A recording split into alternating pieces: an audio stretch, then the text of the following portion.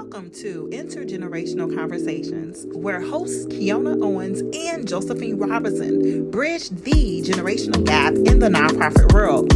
Each episode dives deep into topics that bring diverse ages togetherness, sparking innovation, understanding, and collaboration. Through engaging interviews and dynamic discussions, Intergenerational Conversation explores how different generations contribute their unique perspectives to shape stronger, more inclusive nonprofit communities. Whether you're a seasoned professional or just starting your journey, join us as we uncover the power of conversations, shared experiences, and collective wisdom across the age.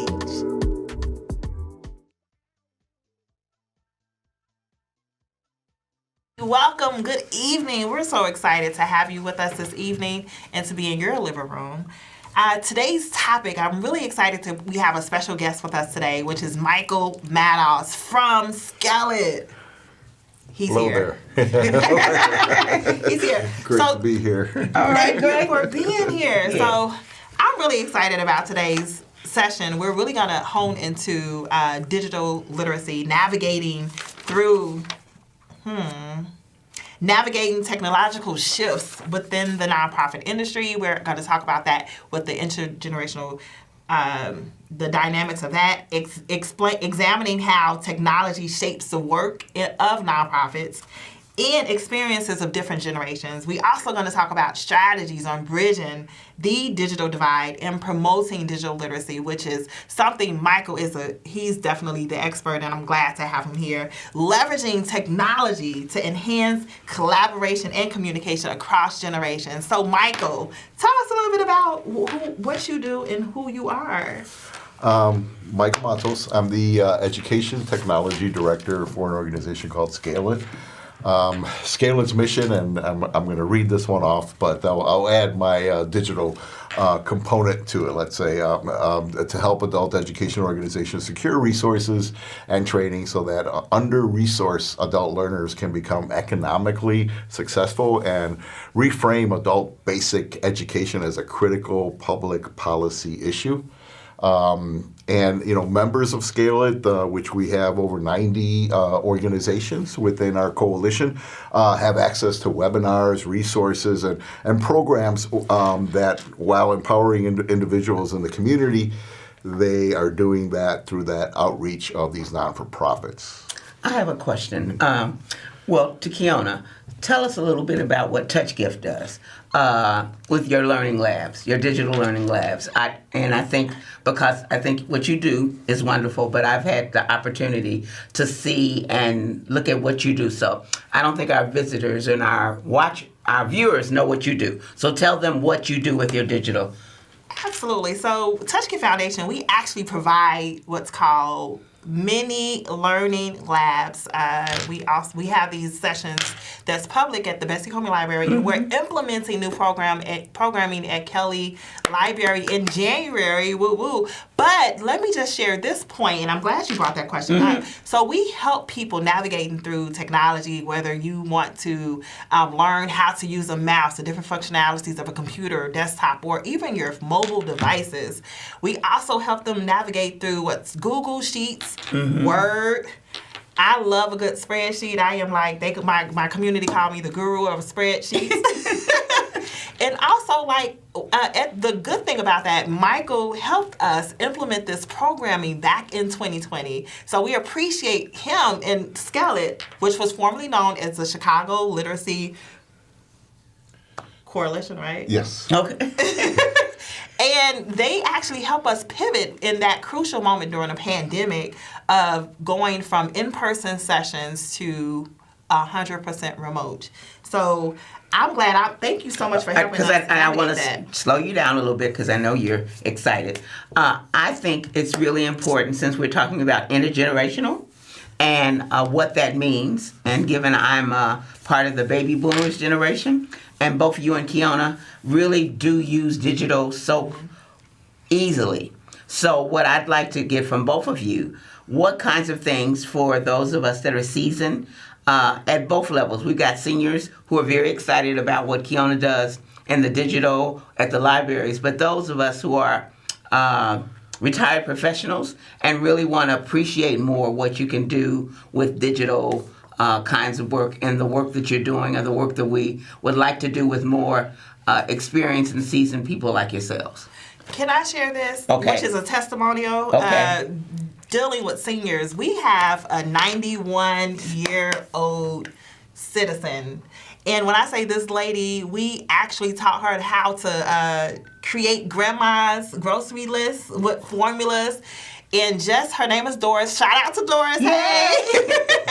But just to have the patience to be able to help seniors navigate through technology when they're afraid of what this source can do. But I'm going to pass the time to you, Mike. Well, relating this not only to individuals but back to nonprofits. Yes, that's exactly. We get the same. It's the same community that we have for professionals. We're the learners. So what we've been doing with the Digital Learning Lab is making sure that the professionals have these skills. They know the benefits to bring them back to their learners, their clients, and help with that. So it's multi-stepped, let's say, Exactly. and it is multi-generational at both ends. Yeah. Excellent. Yeah. Excellent. I think that's because I'm just thinking about, I'm 70, and I remember when we had computers, mainframes, and you had to type them on keyboards and stuff like that. And now that it's so, my daughter is that's all she knows is computers, and Keona's generation. So how do you bridge the gap between those of us who are not 90, because I hear that, but with those of us that are in our 60s and 70s who are not feeling the most comfortable with computers, but know that it's really, now with grants and proposals and all the things and social media, how do you help those of us that are in those stages of life? Well, we're not going to stop, but we really do need to appreciate more what can happen in the digital world. That's a great question. Okay. Well, let's do what we do with those looking for work. Okay. Trying to build a career. Okay. Let's contextualize your learning. Okay. What are your needs? What do you want to do? Okay. What do you want to learn? Is it maybe access benefits or access a ride share?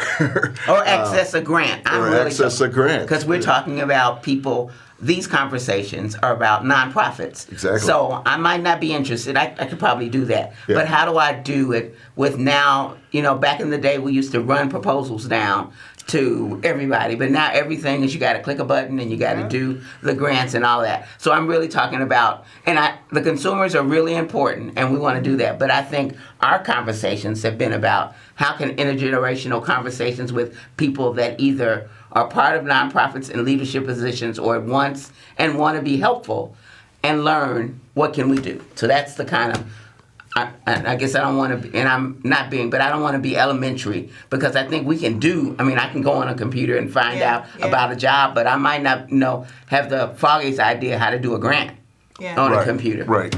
Or, for a lot of people it does become elementary only because it's something that they have not done in a long time. Okay. But once you get them on it, then that elementary part is done. And then we can handle stuff like, where do we look for grants? Yes. Right? Yeah, that's how do we, when we find this grant, what do we do with it? Exactly. Who do we share it with? Even the structure of your organization, how does that work? Yeah, Keona is so excellent in that. And that's the conversation that I'd like for us to spend our time on. Really, how do you help people that really do want to stay in the affairs, but really don't want to do it all, but really want to be able to be knowledgeable, to have intelligent conversations with people like Keona and you, and what can you do to help them? So I personally think over time, just muscle memory, just like when you write, like the old days. Yes. yes. You had the formal times, you had to write out the proposals. Right. And fax them over. But today's generation and with the time everything is on a portal. Yes. And I think that over time with confidence The Okay. more you do, the more you build your muscle memory and you become comfortable with the platforms. It becomes second nature. It's just literally like riding a bike, but you have to spend the time. Okay. You have to be in those sessions to actually engage, and don't be afraid to learn the tools. Excellent. Don't be afraid to learn the strategies, and just spend those moments with accessing, okay, if this is the portal that I'm supposed to be at, let me spend some time navigating, learning Okay. the tools without thinking that I'm forced to learn it. Does Okay, that make sense? that makes sense. yeah. So Yeah. like when Confidence is a big thing. Yeah. You know, Yeah. if you can get them and then on a big component of confidence with everybody is safety. Yes. So safety. yeah. So sorry. Okay. Finish. All right. That was good. Yeah. I just, because I think it's really important, because a lot of things, and I love the description about the 91-year-old, and one of my dear friends has a cell phone, and Keona was and I was at a meeting, and she said, I have no idea what this smartphone can do, and I want to be a part of how I can utilize it more and not to be afraid of it. Yeah. And then those people that are still maybe on boards or still staying, how can they start? And I like the idea about the issue with portals, because it's something that people are on all the time, and what does that mean, and how you feel comfortable with that, because everything is now digital. Everything. Like, I think that we're definitely transitioning to 100% digital. Like, gone away with paperwork. So, like, I don't even have a filing system anymore. Everything is electronic, and I just love I don't the trust it. access. So, I get it, but there's different types of storage Right. to protect your devices, and you can probably talk about the Yeah. different components with storage for protection and safety that Yeah, can further. and then one of the features that AI offers is the storage and the possible safeties. But how do you use that? You know, at particular levels of Exactly. your digital literacy journey. You know, so that has a lot to do with it. Yeah. You know, fortunate and unfortunate, the digital is always changing. Yes. And so, you know, I just heard today in the news they're gonna eventually there'll be tens of thousands of marketing jobs gone, because obviously we could all see what AI can do to Yes. marketing pretty easily, right? So how do we leverage that to help us instead of taking away jobs? That's a great question. I think that when you become comfortable and you utilize a tool such as AI, a good tool that I just started using recently is, of course, the common chat GTP that has helped just not strengthen my proposal, but it helped me like leverage different types of resources, and also, but it's just the first element is you have to explore it. Yes. And Okay. safety comes with exploration. Like, you have to be in the mindset that you're not afraid of the tools, and you know that this is just a resource that can help strengthen.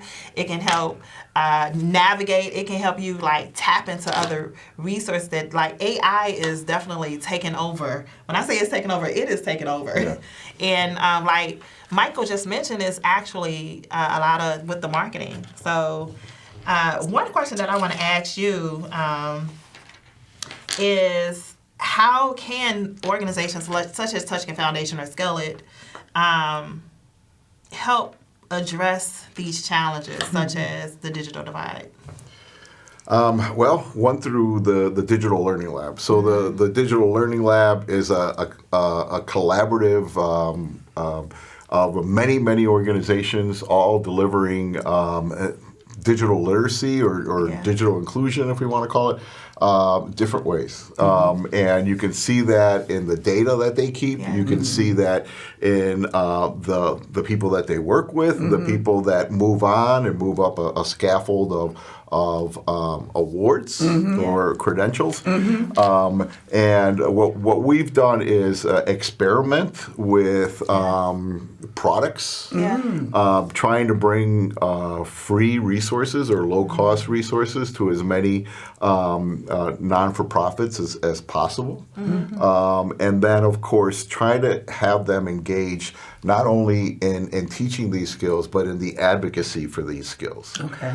Because in order to promote this cross-generational support. Yes. Yeah. There's going to be advocacy that's needed, Yeah. especially in those generations where we kind of forget. Yes. So that's where hopefully organizations that are that have evolved now, like the Illinois Broadband Lab or Okay. the Chicago Digital Equity Coalition, Okay. and organizations that have been in the Digital Learning Lab and that are conducting their own digital learning lab, like Yeah. TouchGift Foundation. Yes. Right? They're everyone's making that difference, but it does have to be that complete circle where Okay. you're offering the digital literacy skills, you're offering a way for them to get tools. Yes. You're offering a way for them to, obviously, the tools, the computer tools, and the resources for learning. And at the same time, you're offering connectivity, That part. right? Because that is going to be a major part now since we lost the Affordable Connectivity Program, and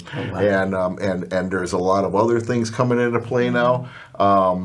That's a really big part. And he brought up a great point. 2 years ago, we did a case study, a research, and we did a survey. And surveys showed within our communities that 3 things our community lacked, which was access, connectivity, and skills. So without those 3 components, it's like, how can people tap into the digital and rural? You know, how Right. can they get access to that if they don't know how? Which Yes. bring, Yeah. which Exactly.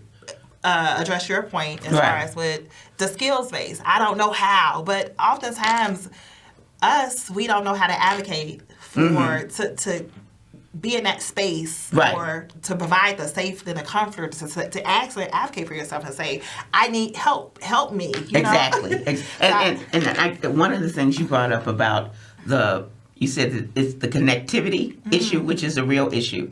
And you said a bill is not going to be there anymore. And it was actually eliminated. It was eliminated. Yeah. So what do we do, those of us that want to advocate, so that people can have access? I know one of the things is we've got a great library system in Chicago. So that's amazing. And so they can be more partners. But what do you see in terms of connectivity, other resources that might be helpful to people that don't have the resources, or even smaller nonprofits? Because how do they do that? And are there programs that help people utilize that other than, the basic kinds of things? What I would say is, and Michael had brought that up a few seconds ago, which was the Chicago Digital Equity Coalition. Okay. So if you want to talk briefly about that, and we're a part of the steering committee, which is Excellent. like similar to like chair members of that coalition. Excellent. So if you want to talk about there is like 4 different components. We have the digital learning, we have the governance, we have the access, which is the connectivity, connectivity, and then we broadband, which Right. is, and then you also have that access to devices, because oftentimes it's shown that 2 years ago, 177,000 Black and brown families on the South and West Side lack these resources. Yes. So you want to drive into that? No, and Chicago is really leading in this. Yeah. Excellent. Nationwide, I talk to many colleagues throughout the country, and they're just impressed at what goes on here. But just the digital Chicago Digital Equity Coalition, and I don't know, it's probably got 100+ members, the member organizations. And there's a lot of work that's done there. I mean, we meet, the steering committees all meet monthly, and we're all working on different things to try to meet the initiatives that we set forward with the policies that we started off with in digital equity and building that throughout the city, the county, the state, and we have a lot of organizations that are involved. I would love to get even more, especially adult ed, non-for-profits involved in the Chicago Digital Equity Coalition. So if you have that capacity, because obviously it's a capacity issue for many, because many would love to be in the know. They would love to bring these proposals to the higher ups within their organizations and be able to speak in knowledgeable, about what these possibilities are, but that capacity issue. So that's another thing we're here to do, right? How can we help organizations to to build that capacity, or maybe through another network, hear about these opportunities and about what's going on in these steering committees. So you stopped. So how do people do that? How do people access that don't know anything about, and this is exciting news to know that there are people like, I know Keona is a champion, but to know about you, how do people that want to get into that space or find out more about how they can make it happen? I really think it's important because people know, I mean, we've got excellent people that help people on, just basic things around governance and proposals and stuff. But I think what's been missing is how do you get people to feel comfortable? So how do they access?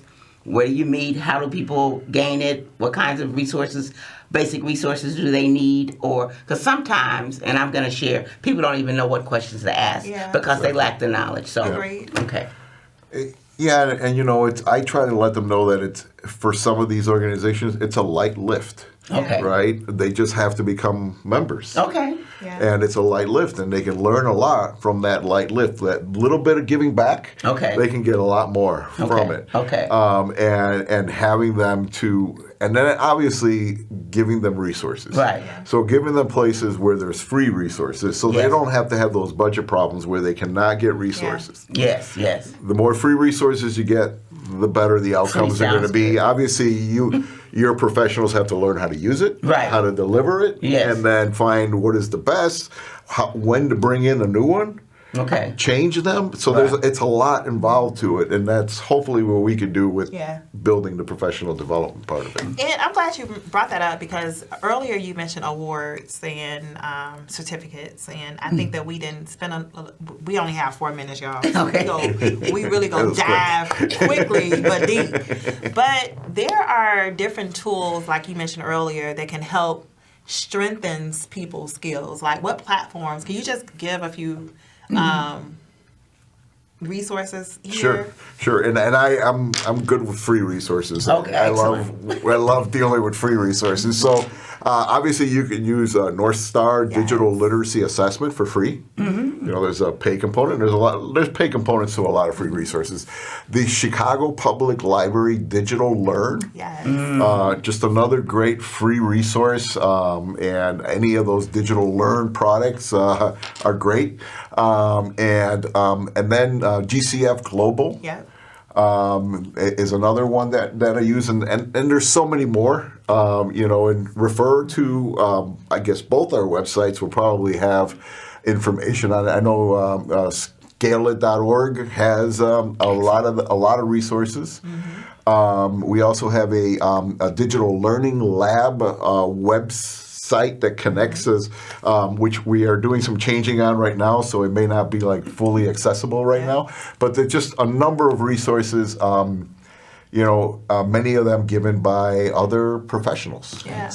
And they just showed one of our flyers. Yes. Touchkit Foundation, we do facilitate workshops at 5 different locations. However, only 2 of those locations are open and available to the public. One of the ones is Betsy Coleman Library, which is held on Wednesdays from 1 to 3. We do have many labs, and we do have a schedule available and accessible at the library. And then, as I mentioned earlier, in January, we'll be launching a new site, which is in Inglewood at the Kelly Library. On Fridays, we will be facilitating the same model that we're facilitating at Betsy Coleman. So it again, it's all about tapping into these meetings and partnering with organizations such as SCALELit, because we do use a platform called North Star. North Star is a phenomenal tool that people can receive certificates, which is recognized by employers. Mm-hmm. Come on now. You also can get a digital badge, which is recognized by employers. But again, it goes back to that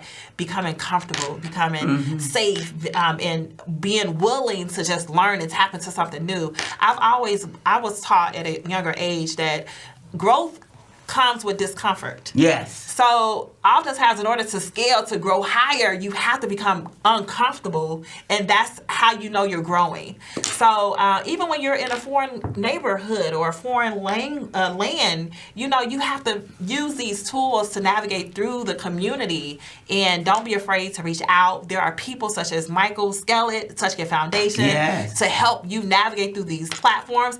And again, we are running out of time. We have like 15 seconds. I thank you. Thank you. Thank you, Michael, so much for joining us. We appreciate you for taking the time to be here, because people Check now out SCALELit.org. Check out, go to their website. We got a lot of stuff. Absolutely. And then if your organization wants to be a part of the Digital Learning Lab that Michael Matos lead, then this is an opportunity. I don't know, do you guys have a cohort coming up anytime soon? Hopefully. Okay. Hopefully next year we will have another digital learning lab, and be great.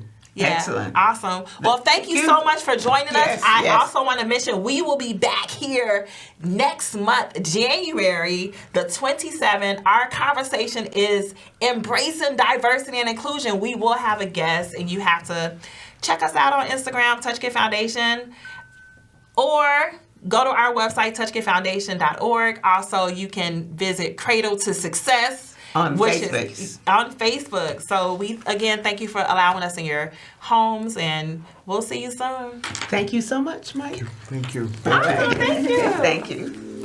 Welcome to Intergenerational Conversations, where hosts Keona, Owens, and Josephine Robinson bridge the generational gap in the nonprofit world. Each episode dives deep into topics that bring diverse ages togetherness, sparking innovation, understanding, and collaboration.